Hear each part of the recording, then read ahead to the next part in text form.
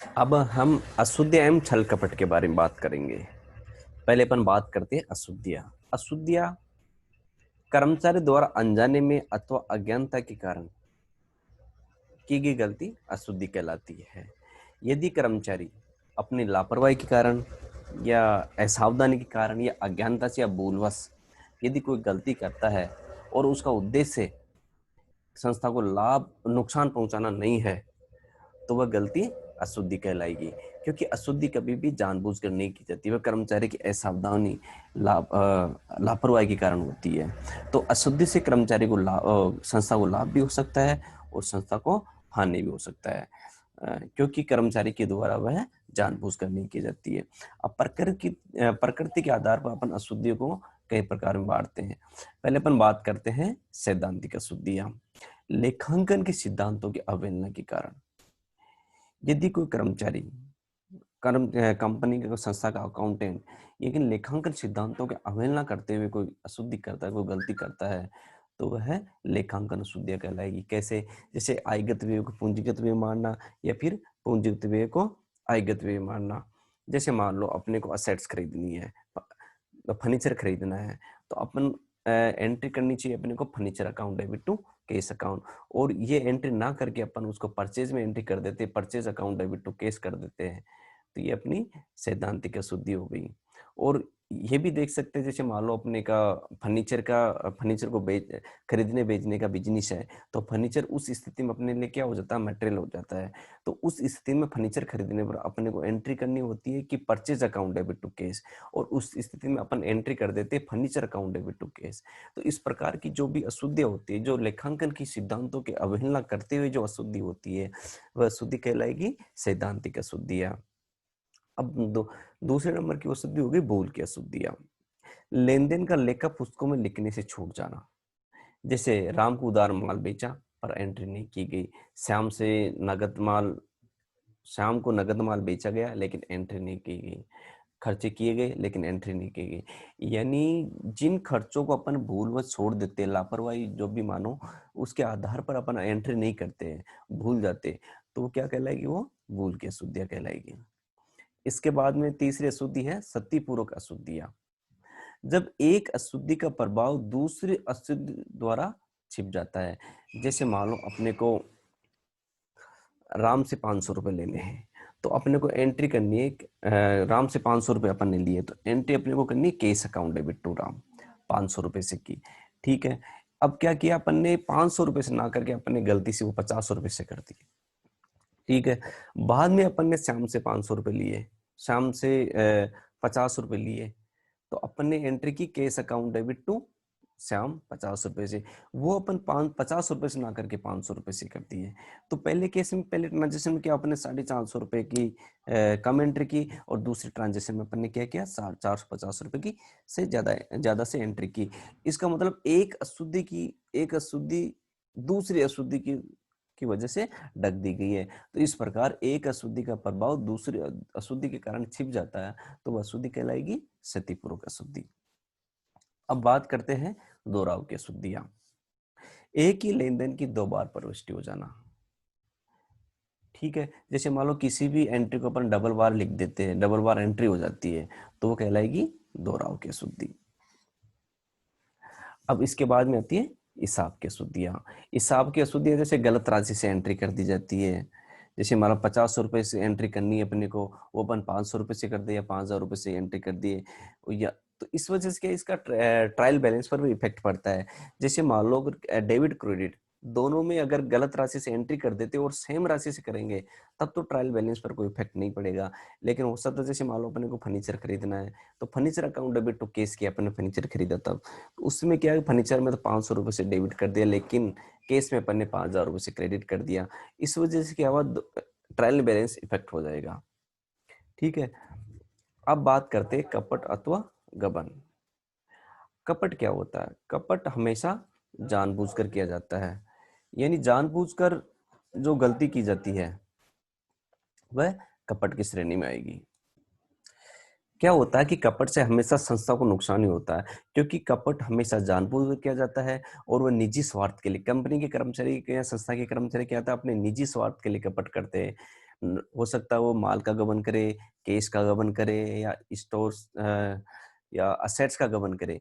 तो वह जो भी गबन करते हैं वो जानबूझकर करते हैं, और वह इसके लिए एक ऑडिटर ये गारंटी भी नहीं देता है कि वो कपट को ढूंढ निकालेगा, क्योंकि कपट हमेशा नियमों की कमियों को देखते हुए किया जाता है, और वह कपट करने वालों को अच्छी तरह पता होता है कि अपने कार्य की ऑडिट होगी, इसलिए वह ऑडिट को ध्यान में रखते हुए कपट करता है।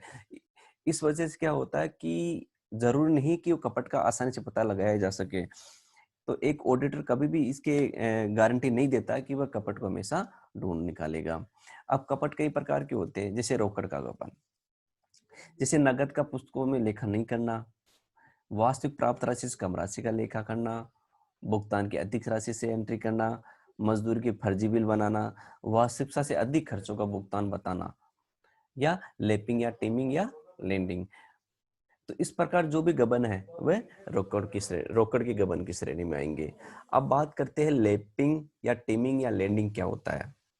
क्या होता है, जब एक व्यक्ति किसी एक डेटर से पैसा प्राप्त हुआ, उस उस पैसे को उसकी कोई एंट्री नहीं की गई, उसके बाद किसी दूसरे डेटर से देनदार जो पैसा प्राप्त हुआ वह पहले वाले के खाते में जमा कर दिया गया। उसके बाद में क्या हुआ, तीसरे व्यक्ति से देनदार जो पैसा प्राप्त हुआ उसको दूसरे के खाते में जमा कर दिया गया, चौथे व्यक्ति से प्राप्त हुआ चौथे देनदार से, वो तीसरे के खाते में जमा कर दिया गया, और ये क्रम निरंतर चलता रहता है।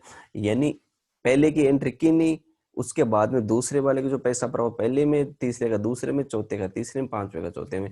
इन इस प्रकार जो कंटिन्यू क्रम जो एक गलती को छिपाने के लिए हर बार गलती की जाती है वो हो जाती है टीमिंग, लेपिंग या लेंडिंग। ठीक है। इसके अलावा और कौन सा गबन हो सकता है, माल का गबन हो सकता है। माल में क्या गबन हो सकता है, जैसे मान लो माल वापस क्रय वापसी से विक्रय वापसी माल वापस अपने पास आ गया, लेकिन उसकी स्टोर में एंट्री नहीं की गई हो, स्टोर से माल चुरा लिया गया हो, या माल खराब होने पर उसकी एंट्री ना की गई हो, और हो सकता है इसके अलावा किसी माल का किसी माल को निजी उपयोग में लिया जा रहा हो। तो जितने भी जो माल से संबंधित जो होता है वो माल का गबन कहलाता है। जैसे स्टोर से माल चुराना, प्राप्त माल से कम माल का लेखा करना, क्रय वापसी के माल को गायब करना, माल का व्यक्तिगत प्रयोग करना। अब बात करते हैं संपत्तियों का गबन या दुरुपयोग की। व्यवसाय की संपत्तियों को अपनी व्यक्तिगत संपत्तियों से बदल लेना। जैसे मान लो एक व्यवसाय में फर्नीचर है, उस फर्नीचर को कंपनी क्या करेगा कि फर्नीचर अच्छा फर्नीचर है और महंगा फर्नीचर है, तो किसी संस्था का कर्मचारी क्या करेगा, यदि उसका रिकॉर्ड अच्छी तरह एक रिकॉर्ड नहीं है तो वो संस्था का कर्मचारी क्या करेगा, उस फर्नीचर को घर ले जाकर उसको अपने पुराने फर्नीचर में या छोटे फर्नीचर में बदल देगा। तो क्या हो जाएगा, ये माल का गबन की श्रेणी में आएगा, संपत्तियों के गबन की श्रेणी में आएगा। जैसे संपत्तियों को अपने निजी प्रयोग में लेना, जानपूर्वक संपत्तियों को नुकसान पहुंचाना। हो सकता है संपत्तियों को, जैसे मान लो कि संस्था की जैसे व्हीकल है उसका अपने निजी प्रयोग में काम में लिया जा रहा हो, तो ये भी संपत्ति के गबन की श्रेणी में आएगा। अब इसके अलावा बात करते हैं अपन सुविधाओं का गबन। जैसे मान लो स्टेशनरी है, जैसे मान लो संस्था की स्टेशनरी, उस स्टेशनरी को अपन निजी प्रयोग में लेते हो। संस्था का फोन है, तो फोन में भी क्या होता है कि जैसे टेलीफोन लगा हुआ संस्था में, तो कंपनी खैर आजकल के टाइम में तो क्या कर दिया, बढ़िया सिस्टम कर दिया कॉलिंग वगैरह का, बढ़िया अच्छी फैसिलिटी है। लेकिन शुरू शुरू में पहले जब फोन शुरू हुए थे उस समय क्या करते थे कि किसी भी संस्था में कर्मचारी फोन लग, जैसे मान लो किसी भी अपने रिश्तेदार से अपने सगे संबंधी से बात करनी होती थी, वो फोन पे लग जाते थे वहां पर और अपने निजी प्रयोग में यूज करते थे फोन का, या अन्य वस्तुओं का अनाधिकृत प्रयोग करना। ठीक है। अब बात करें श्रम का दुरुपयोग अथवा गबन करना। जैसे मान लो क्या होता है कि अधिकांशतः अधिकारी द्वारा जैसे चपरासी, चौकीदार आदि को घरेलू काम में उपयोग में लेना, या अधिक मजदूर दिखाकर वेतन उठाना। क्या होता है, कंपनी के अधिकारी ये भी कर सकते हैं कि जैसे जो संस्था में जो चपरासी, जो चौकीदार लगे हुए, उनको अपने घरेलू कार्य भी करवाना उनसे। तो ये भी क्या है कि श्रम के दुरुपयोग की श्रेणी में आएगा। या हो सकता है जैसे मान लो अधिक मजदूर दिखाकर भाई संस्था में इतने मजदूर कार्य कर रहे हैं, चलो एक्चुअल में जो मजदूर कार्य कर ही नहीं रहे हो, लेकिन उनकी मजदूरी वेतन उठाना। अब है हिसाब किताब की गड़बड़ी। जैसे अंतिम स्टॉक का मूल्य कम दिखाना, स्थायी संपत्तियों का मूल्य ह्रास कम या अधिक दिखाना, आदत व्यय, पूर्वोदत व्यय, अनुपार्जित आय अथवा अर्जित आय का लेखा नहीं करना, ये सभी हिसाब किताब की गड़बड़ी में आती है। जैसे झूठे क्रय, झूठी बिक्री दिखाना, धोखा देने के उद्देश्य से किसी भी तरीके से व्यवसाय के लाभ अथवा आर्थिक स्थिति को वास्तविक स्थिति की तुलना में बड़ा चढ़ाकर दिखाना। अब बात करते हैं अशुद्ध एवं गबन में क्या अंतर है, इनके अंतर को समझते हैं अपन। पहला अंतर देखते, अशुद्धियां जानबूझकर नहीं की जाती, जबकि कपट जानबूझकर किया जाता है।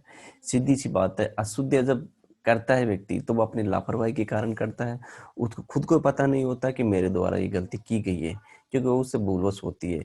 जबकि कपट हमेशा जानबूझकर किया जाता है, वह अपने निजी स्वार्थ के लिए किया जाता है और कंपनी व संस्था को नुकसान पहुंचाने के लिए और अपने को निजी लाभ, अपने निजी हित के लिए किया जाता है। ठीक है। अशुद्धि असावधानी व अज्ञानता के कारण, जबकि कपट सोच समझकर किया जाता है। सीधी सी बात है, अशुद्धि हमेशा अज्ञानता या लापरवाही के कारण होती है, जबकि कपट हमेशा सुनियोजित ढंग से किया जाता है। अब तीसरा अंतर है इसमें, अशुद्धि में धोखा देना उद्देश्य नहीं है, जबकि कपट में धोखा देना उद्देश्य है।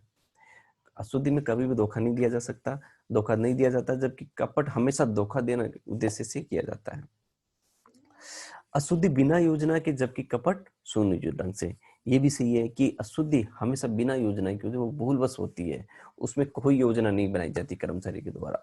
लेकिन कपट में बिल्कुल सुनियोजित तरीके से और योजना बनाकर कपट किया जाता है, ताकि एक ऑडिटर भी यदि अच्छी तरह गहनता से अगर जांच करता है तो वह गड़बड़ी पकड़ में नहीं आए, इसलिए हमेशा वह सुनियोजित ढंग से की जाती है। अब बात करते हैं अशुद्धि का परिणाम लाभ अथवा हानि दोनों, जबकि कपट केवल हानि। यानी अशुद्धि जब हो जाती है, अशुद्धि का इफेक्ट क्या होता है कि हो सकता है संस्था को लाभ भी हो सकता है, संस्था को हानि भी हो सकती है, क्योंकि संस्था के कर्मचारी खुद को पता नहीं है कि जो गलती की है उसको खुद को पता नहीं होता। हो सकता है वह संस्था को लाभ भी हो सकता है उससे संस्था को, और संस्था को हानि भी हो सकती है। लेकिन कपट से हमेशा संस्था को नुकसान होता है, क्योंकि ये कभी भी नहीं होगा कपट करने वाला व्यक्ति आपको खुद को नुकसान पहुंचाएगा और संस्था को लाभ पहुंचाएगा। संस्था को लाभ पहुंचाने के लिए तो कभी कपट होता ही नहीं, फिर तो वो कपट ही नहीं कहलाएगा। यानी हमेशा संस्था को नुकसान पहुंचाने के लिए किया जाता है। अब बात करते हैं अशुद्धि का पता आसानी से, जबकि कपट का पता लगाना मुश्किल है। अशुद्धि का पता भी आसानी से लगाया जा सकता है, क्योंकि पता है कि जब जब ऑडिट में जो अशुद्धि नॉर्मली पकड़ में आ ही जाती है, जैसे कोई एंट्री वगैरह नहीं करना, कोई सैद्धांतिक अशुद्धि हो गई या कोई भूल की शुद्धि हो गई या कोई गलत अमाउंट से एंट्री कर दी गई, तो वो जब ऑडिट करते हैं तो आसानी से पकड़ हो जाती है। क्योंकि हो सकता है जैसे गलत राशि से एंट्री कर दी गई, अलग अलग डेबिट अलग अकाउंट से कर दिया होगा और क्रेडिट अलग अमाउंट से कर दिया होगा, तो इस वजह से क्या ट्रायल बैलेंस इफेक्ट हो जाता है। तो ट्रायल बैलेंस इफेक्ट पड़ने की वजह से वो गलती आसानी से पता लग जाती है और ऑडिटर उस गलती को आसानी से ढूंढ निकालता है। लेकिन कपट में क्या होता है, कपट में पाता है कि जो संस्था का जो कर्मचारी कपट करता है, गबन करता है, चाहे संपत्ति का गबन करो, चाहे माल का गबन करो, चाहे किसी भी प्रकार का गबन करो, उसको अच्छी तरह पता है कि आपने जो जो गबन कर रहा है उसका बाद में ऑडिट होगी।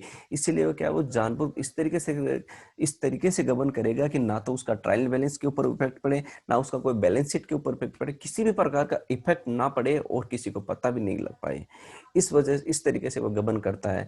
और ऐसे गबन के लिए कभी ऑडिटर भी उत्तरदायी नहीं होता कि उसने इस गबन को क्यों नहीं ढूंढ निकाला, क्योंकि अगर अच्छी तरह सावधानी से और चतुराई के साथ किया गया गबन के लिए कभी भी ऑडिटर जिम्मेदार नहीं हो जाता।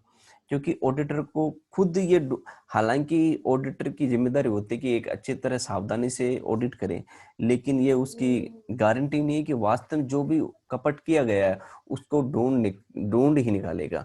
क्योंकि अगर चतुराई से किया गया कपट के लिए वो नहीं निकाल पाता, ढूंढ नहीं निकाल सकता ऑडिटर, और ऑडिटर इसके लिए गारंटी भी नहीं देता और जिम्मेदार भी नहीं होता। ठीक है, थैंक यू।